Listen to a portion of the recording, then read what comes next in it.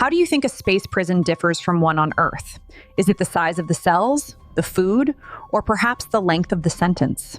What if the real difference isn't in the conditions, but in the very principle of punishment? One of our listeners submitted a story suggesting this is not a conventional prison with bars and guards. The inmates are not restrained by force. An entirely different system is used. In this science fiction podcast, we examine the story of a station that holds thousands of beings from different species. A place where punishment is not isolation, but precisely calculated influence on the mind. Who controls this facility? Why are humans sent there? Okay, let's unpack this. We are diving into a listener submission today, and it's a concept so profoundly strange. It forces you to just immediately recalibrate your whole understanding of the universe. It really does. Forget the astrophysics textbooks for a minute. Right. Because what we've been sent are, well, they look like schematics for a hidden, massive, interspecies prison floating right here in our solar system. It's either a terrifying work of science fiction or, maybe a terrifying truth disguised as one. So our mission today is to analyze this source material, the blueprints, the rule book of this cosmic penal colony. And it's located, between Earth and Mars, so right in our backyard. Exactly, right in the void between us and Mars, yet it's supposedly completely concealed. So that's the big question, isn't it? If the largest correctional facility for species across the entire solar system isn't on a planet, how on Earth, or how not on Earth, do you hide something that immense in plain sight? Well, that's the genius of the concealment, supposedly. The source material claims it's surrounded by a massive dome or a bubble. A bubble. Yeah, a kind of technological veil that doesn't just make the facility invisible, it seems to actively bend reality around it. So it's not hiding behind a planet, it's just a shielded, stationary dark spot in orbit. But if it's stationary and that big, anchored right there in our neighborhood, wouldn't our advanced telescopes have picked something up? Some kind of gravitational anomaly, a measurable disruption of space-time. You'd think so, right? But the narrative suggests this bubble technology isn't just optical camouflage. It's a sophisticated system that dampens all detectable signatures, gravitational and energetic. So it hides the mass itself. It hides the mass itself. It's a masterpiece of orbital denial, making sure no one from Earth or Mars accidentally stumbles into the wrong neighborhood. A perfect shield. So what does this invisible space fortress actually look like once you manage to get through that bubble? Because when I think of space architecture, I'm picturing, spheres, rings. And this is where the design gets really unsettling. It is just fundamentally utilitarian and massive. You wouldn't find a sphere or some sleek space station. No. You'd find a gigantic, flat, prolonged base. Think of an enormous fixed sheet of metal just secured in orbit, designed to maximize surface area for confinement, not for efficiency of movement. A huge flat plane of pure containment floating between worlds. Yeah. That instantly strips away any romantic notion of some high-tech space prison. And that anti-architecture just continues inside. It's multi-story, but the whole facility is defined by the complete absence of traditional bars or cells. Wait, no walls. Each floor is a continuous, colossal hall. It's completely open, sterile, and from what we can gather, silent. Okay, if there are no walls, what is the confinement mechanism? Are they just using, chalk lines on the floor? Almost. Confinement areas are precisely designated by lines marked directly on the floor boundaries. The standard space is 81 square meters, a 9 by 9 meter square. 81 square meters is actually pretty generous by traditional prison standards. But if it's just a square on the floor in this massive open room, what are the living conditions like? Is there furniture in that generous space? Yeah. No, the facility rejects all concepts of comfort. No beds, just the floor, no sinks, no amenities. So it's a hyper-efficient system. Hyper-efficient. Waste is handled instantly by a filtration grid that's embedded right into the floor, maintaining, absolute cleanliness at all times. So we have these hyper-advanced self-cleaning floors, but prisoners are sleeping on them and surviving on what? Sustenance tablets or some vague fruit. That tech disparity is wild. It is, because the goal isn't comfort. It's efficiency of suffering. The architects are minimizing distractions to maximize the psychological impact of being completely alone in this sterile, open space. Which brings us back to the big engineering question. If they have 81 square meters and no walls, what truly prevents escape? Why doesn't a prisoner just step over the line? Because that line is the true cell wall. The boundary of each of those designated spaces emits a focused electric discharge. It's a field of energy that results in instant, impossible confinement. It doesn't necessarily kill you, but it delivers a powerful, immediate deterrent. So, exit is physically impossible the moment you try to breach it. The threat is always there, Yep. just humming below that line. Exactly. So the true confinement isn't physical, it's purely energetic. And what's fascinating here is the fact that they rely on energy fields instead of reinforced steel tells you they aren't worried about physical force. They're managing something much more subtle. They're managing power, not masonry. And that idea takes on a whole new meaning when you look at who's actually in there, the inmate demographics. Right, we're talking tens of thousands of prisoners drawn exclusively from the solar system. Humans are there, but interestingly, they're always the smallest group. So tell us about the others. We're dealing with what? Diverse creatures like reptiloids, octopoids? All sorts. Various hybrid and interdimensional beings, too. It's less like a prison and more like a cosmic zoo of rule breakers. A profound collection of violations. It is. Take the octopoids, for example. The sources curiously refer to them as polyhedra. Polyhedra. Wait, does that mean their actual physical shape? Or is that more of a descriptor for their intellectual complexity? Like they have many sides to their cunning. It seems to be the latter. They're described as these brilliant problem solvers who just love puzzles and trickery.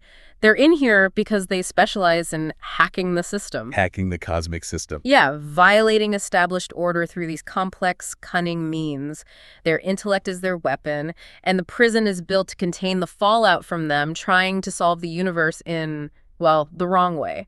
So we have the intellectual saboteurs contained. And if the physical environment is sterile and the security is energetic, the psychological element must be just overwhelming. This is where the dread is weaponized.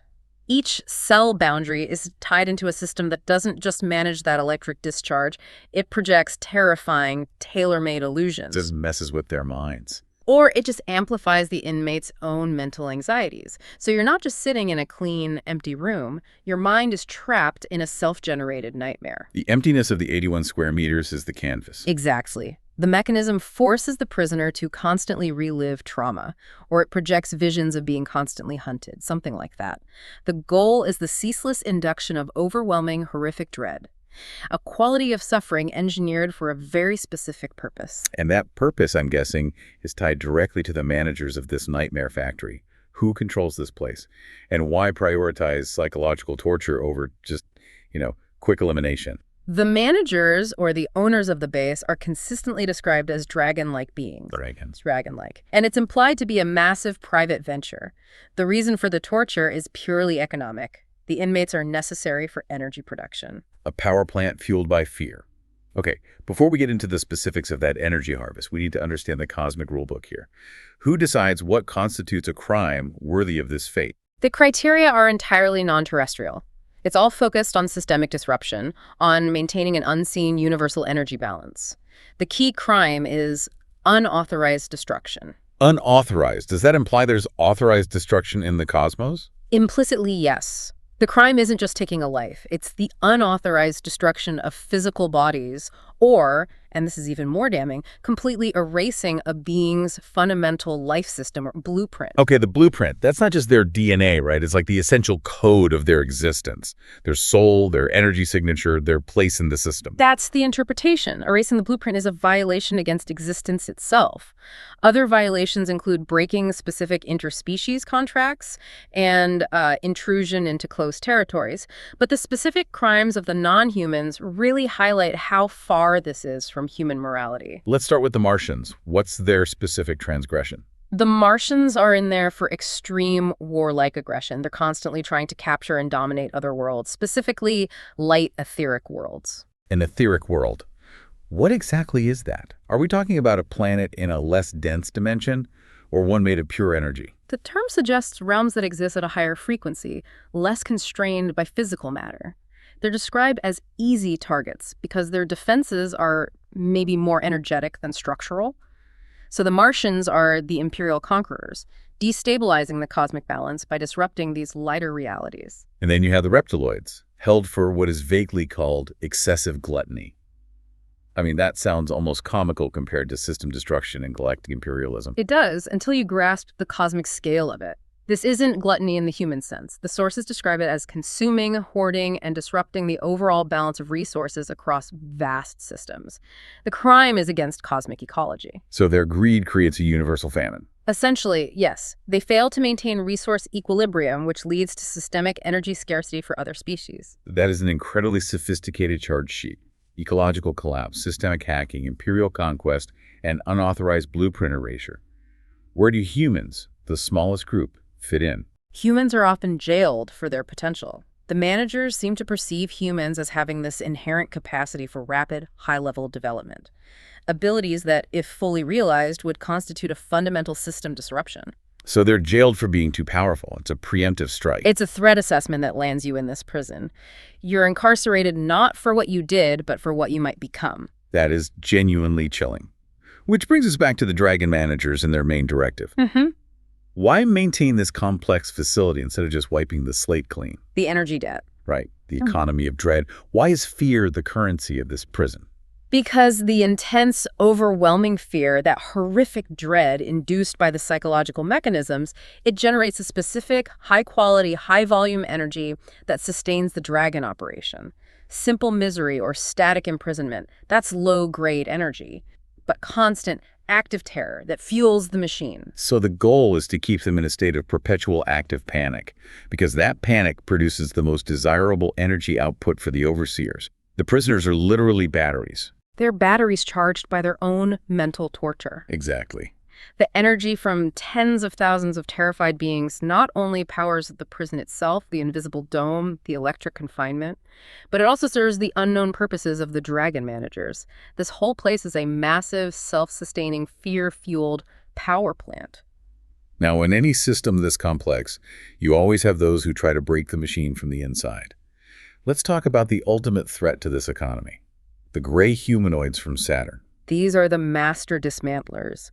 They are described as the most dangerous group of hackers, not driven by gluttony or conquest, but by this internal, compelling drive for constant innovation and, crucially, a desire to seize control of the entire prison system themselves. Their goal isn't just freedom, but replacing the existing management. They want to break everything. And their self-destruction is a calculated risk. They know the consequences, but they willingly risk eradication. Their main objective while incarcerated is to gather as much information as they can about the prison's operational code and transmit that knowledge to others before they're caught or destroyed. It's an act of intellectual martyrdom. It's designed to destabilize the system long term. So if time is irrelevant to these beings, how are sentences even measured? Sentences are measured exclusively by the volume and quality of energy the inmate has to generate to pay their debt. Time is just the means by which that energy is collected. The ultimate debt is paid in terror. Release is possible, but I'm guessing it's minimal. Incredibly minimal, and reserved only for those who satisfy the required energy output. And here's the true horror of the system, the ultimate punishment. If an inmate manages to achieve a state of peace, or just stops producing fear and emotion, if they fail to generate any energy, they are deemed useless. They are immediately and completely wiped clean. Blueprint erased. Total obliteration. Total obliteration. So the one path to survival is perpetual fear, and the one path to oblivion is finding inner peace. Wow. So we've uncovered an invisible, flat, dread-fueled prison between planets, run by Dragon managers, holding sophisticated hackers, ecosystem destroyers, and humans with too much potential. And the true takeaway from this whole narrative is chilling. The crime is never against morality, but against a system of universal order that demands energetic equilibrium. Your consciousness is valued only as a stable source of high-quality power. And if that's the rule, then the Saturnians' willingness to face total eradication just to break the system. That reveals something profound about the impulse toward chaos, doesn't it? It does, and it raises a really important question for all of us to think about. Is the drive to break the rules, the impulse to hack or conquer or violate these cosmic laws, so inherent to consciousness that even when you're facing total, final eradication, some species see that violation as the only path to achieving their own definition of perfection? Consider what cosmic rule you would risk total eradication to break. Thank you for taking this deep dive with us. Until next time, keep those deep dives coming.